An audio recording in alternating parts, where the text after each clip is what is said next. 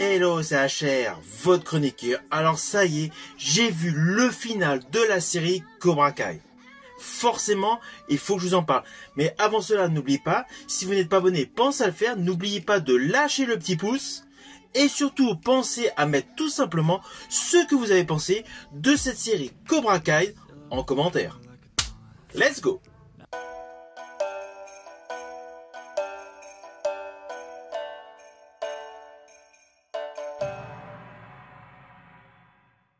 Alors l'histoire est assez simple. Il s'agit tout simplement de la mise en œuvre du Sekai Taikai.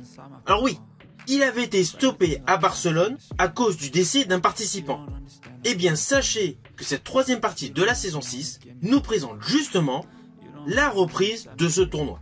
Alors ne vous inquiétez pas, je n'irai pas plus loin sur les lignes scénaristiques, je préfère que vous ayez la surprise. Alors justement, concernant le premier épisode de cette troisième partie pour la saison 6, c'est un épisode de transition. Il sert uniquement à justifier la mise en place, la reprise du tournoi Sekai Taikai. Perso, cet épisode, je l'ai trouvé moyen. Ceci dit, je vous rassure tout de suite, tous les épisodes suivants sont bons. On est réellement dans l'esprit de la série Cobra Kai saison 1. Avec de surcroît, l'ambiance Karate Kid en exergue, avec tous les personnages emblématiques de l'univers Cobra Kai et Karate Kid.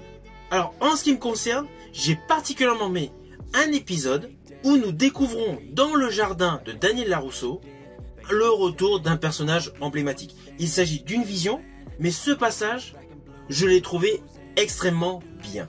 L'histoire sur la globalité est assez simple, mais elle est logique. En fait, tout ce qui va se produire dans cette troisième partie est totalement cohérent.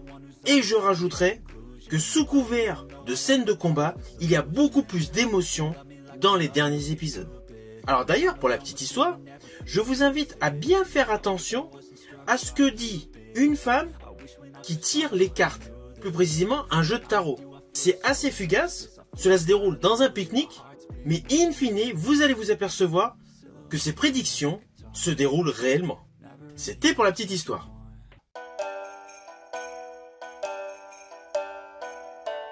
Alors sur le fond, cette série a un côté très dramatique. On va pas se mentir. Mais essentiellement, le final de cette série présente une réelle évolution psychologique du duo Johnny Lawrence-Daniel LaRusso. C'est selon moi le point fort, le point culminant de cette série. Quant à tous les jeunes qui gravitent autour de ce duo mythique, leurs personnages ont pris de la consistance, leurs personnages ont un déroulé d'histoire totalement cohérent.